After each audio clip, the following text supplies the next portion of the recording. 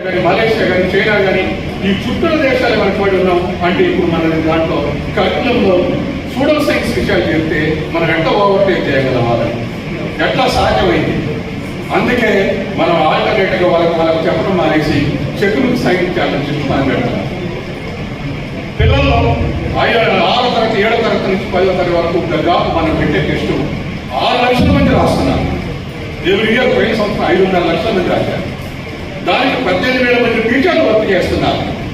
జనవిద్యార్థి నాయకులకైతే ఒక నెల నిద్ర ఉండదు. జనవిద్యార్థి నాయకులు ఎప్పుడైనా రాష్ట్ర నాయకత్వం అంతా తయారు చేసిన దగ్గర బండిల్స్ కూడా వాళ్ళే కట్టి కాకపోతే ఎత్తుతున్నారు.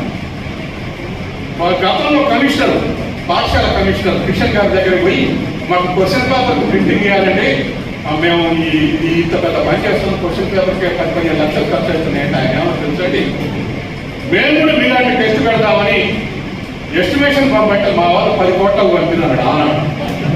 ఇప్పుడు ఎస్టిమేషన్ పంపమంటే 50 కోట్లకు పంపుతారు. కానీ మనం 18,000 మంది టీచర్ల యొక్క శ్రమ కాంట్రిబ్యూషన్ తోటి ఇవాళ మనం ప్రతి సంవత్సరం ఎంత కష్టమైన అవకాశం. ఈ పని ఎందుకు చేస్తాం? మనకు వచ్చే లాభం ఒక్కటే లాభం, పిల్లవాళ్ళు సైంటిఫిక్ టెంపరేచర్ని పెంచాలి, అట్రాక్ట్ చేయాలి, భవిష్యత్ సైంటిస్టులుగా పనికి రావాలి అనేది ప్రయత్నం చేస్తాం.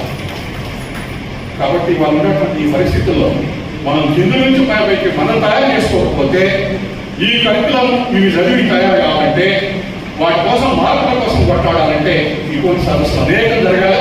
ఇటువంటి పార్టిసిపేషన్ 100,000 సంఖ్యలో పార్టిసిపేషన్ జరగాలి. అప్పుడు మాత్రం ఈ మార్పు వచ్చేటువంటి అవకాశం ఉంది. అట్లాగే ఈ NEP 2020లో UGC ఇప్పుడు వరకు ఉంది. UGC ఇప్పుడు నేషనల్ రీసెర్చ్ ఫండ్ స్థాపించబోతున్నారు. దానికి అధ్యక్షుడు ప్రధానమంత్రి, 50% కేంద్ర మంత్రులు, 50% ఇతర పారిశ్రామికవేత్తలు ఉంటారు.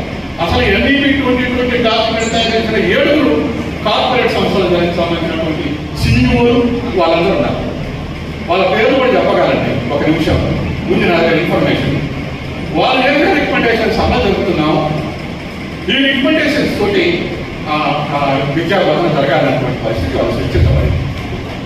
కాబట్టి ఇటువంటి అన్సైంటిఫిక్ ట్రెండ్స్ ని ఇంటర్నేషనల్ ఉన్నటువంటి సైంటిస్టులు అంతా అపహాస్యం చేస్తున్నారు. మనకు మాత్రం తల ఉంచుకొని ఆనర్ చేయాల్సినటువంటి పరిస్థితి వల్ల మన మీద ఒత్తిడి కొనసాగుతుంది. ఇటువంటి పరిస్థితి NEPలో ఇప్పుడు నేషనల్ రీసెర్చ్ ఫండ్ స్థాపిస్తే యూనివర్సిటీలో కానీ డిగ్రీ కాలేజీలో కానీ major research project, minor research project ఉంటాయి. రీసెర్చ్ ప్రాజెక్టు యొక్క టైటిల్ ఆ NRF నెక్స్ట్ అని ఇస్తారు. రీసెర్చ్ ప్రాజెక్ట్ మోడీ గారు వచ్చిన 2 ఏళ్లకే ఆవు మూత్రంలో ఏమైనా రోగ నిరోధక శక్తులు ఉన్నాయని చెప్పేసి ఒక కమిటీ వేశారు, ఎక్స్పర్ట్స్ కమిటీ వేశారు. మీరు దాంట్లో కొట్టండి. ఏసీ ఇప్పటికీ దాదాపు 10 ఏళ్ళు దాటింది. ఇంతవరకు రోగ నిరోధక శక్తి వాళ్ళకేం దొరకలేదు. అలా లేడని అని చెప్తే మీరు అట్టే అంటే మేము నిలుస్తామన్నారు. ఇప్పుడు 10 ఏళ్ళు అయింది, దొరకలేదు.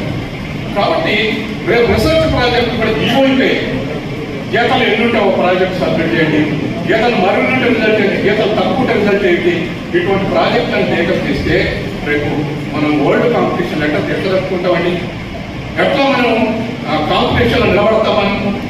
ఇప్పటికే శరవేగంగా పోతుంది టెక్నాలజీ. గతంలో ఇండస్ట్రియల్ రెవల్యూషన్ నుంచి ఈనాటికి సులువు వస్తే ఈనాడు మన కళ్ళ ముందరనే ఎలక్ట్రానిక్స్ అయిపోయి పరికరాలు అయిపోయి సాఫ్ట్వేర్ వచ్చింది. సాఫ్ట్వేర్ తర్వాత AI అయిపోయింది. AI వచ్చి తోసిపడేస్తుంది మిగతా వాటన్ని. మనం వచ్చిన CEOలు, ఇండియా CEOలు ఒకరే 25% ఉద్యోగులు పోతారంటాడు, ఒకరే 50% పోతారంటాడు. ఒక CEO అయితే 50 ఏళ్ళ నాటికి అసలు మనిషి అవసరం లేదు, ఏ పని చేయాల్సిన AI చేయాల్సిన స్టేట్మెంట్ ఇచ్చిపోయారు. మరి అక్కడ తీసేసుకుంటూ వస్తే మనం నిలబడటం ఎట్లా అంటే దాని తగ్గటువంటి టెక్నాలజీ మనం ఇంప్రూవ్ చేసుకుని నిలబడకపోతే అందరం బయటకు పోతాం. ఈ పరిస్థితి వల్ల అంటే జెట్ స్పీడ్ వేరే పోతాం. ఎవడు అడ్డుపడలేటువంటి పరిస్థితి లేదు. $300 బిలియన్ ఉన్నటువంటి మస్క్ $800 బిలియన్ ఎగబాకాడు ఒక సంవత్సరం నెలలో. ట్రంప్ అడ్డుపడుతుంటే కూడా ఎగబాకాడు. ఎందుకంటే స్పేస్ ఎక్స్ అని పెట్టాడు. రాకెట్ టెక్నాలజీ కావాల్సినటువంటి అన్ని తయారు చేస్తున్నాడు. డిజైన్స్ వాడికి కావాల్సిన అన్ని తయారు చేస్తున్నాడు. దానికి ఇన్వెస్ట్మెంట్ గడబొబ్బలు పెట్టి వచ్చింది. ఆయన షేర్ $800 కోట్ల, $800 బిలియన్ ఉంటుంది. రేపు ఇంకో $200 బిలియన్ ఈ భూమి పుట్టిన కాంచి $1 ట్రిలియన్ అన్నటువంటి మోనోపాలిస్ట్ లేదు. కార్పొరేట్కి వాడు కాబోతుంది. మరి టెక్నాలజీ ఓన్ చేసుకునే వాళ్ళ ఇంకా వెనకబడి మా అన్సైంటిఫిక్ విషయాలు విద్యా సంస్థల్లో ఇంక్లూడ్ చేస్తే మనం ఎక్కడ ఉంటామో మీరు ఆలోచించండి.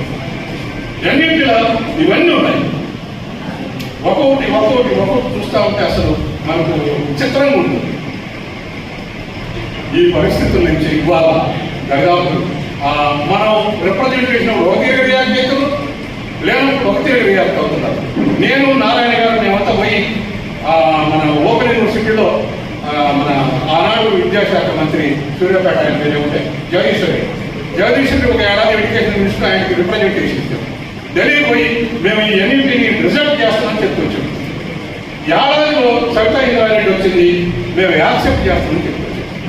అంటే ఇది సైన్స్ క్రైటీరియా ఆధారం కాదు, బిఆర్ఎస్ బీజేపీ యొక్క రిలేషన్ ఆధారంగా అప్పుడు శత్రుత్వం ఉంది, మేము ఆనర్ చేయడం, మిత్రుత్వం ఉంది, మేము ఆనర్ చేస్తాం. ఇగో ఈ విధమైనటువంటి మార్పులు మనం రిప్రజెంట్ చేసిన దానికి ఇటువంటి రెస్పాన్స్ వచ్చింది. కాబట్టి వీటన్నిటి దృష్టిలో పెట్టుకొని మేము మురళి గారిని అడిగాము, దీన్ని టోటల్గా రిజెక్ట్ చేయండి అని అడిగాము. పత్రికలు కూడా చాలా పెద్ద ఎత్తున వచ్చింది. అడిగితే ఆయన ఏమన్నాడంటే ఇది పొలిటికల్ ఇష్యూ అయింది, బీజేపీని కాంగ్రెస్ గవర్నమెంట్ అపోజ్ చేయడానికి ఇది చేసిందంటారు, మీకు ఏమేమి అభ్యంతరాలు ఉన్నాయో ఆ అభ్యంతరాలను ఇవ్వండి, మేము వాటిని ఇంప్రూవ్ చేసుకుంటాం, మా రికమెండేషన్స్ అలా ఇచ్చొచ్చాం.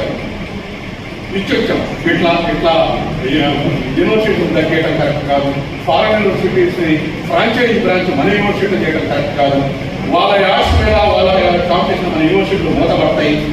ఇట్లా తర్వాత కామన్ స్కూల్ సిస్టమ్ని ఎంకరేజ్ చేసుకుంటూ రావాలని చాలా విషయాలు ఆయనకి ఇచ్చొచ్చాను. కాబట్టి మనం మన బాధ్యత ఏమిటంటే ఇవాళ ఈ విద్యా సదస్సు సందర్భంగా మన చుట్టూన్నటువంటి పేరెంట్స్ని, మన చుట్టూన్నటువంటి పెద్దల్ని ఎడ్యుకేట్ చేయడం మన బాధ్యత. అలా ఎడ్యుకేట్ చేసే బాధ్యతలు భాగంగానే ఇవాళ ఈ సదస్సు పెట్టుకున్నాం.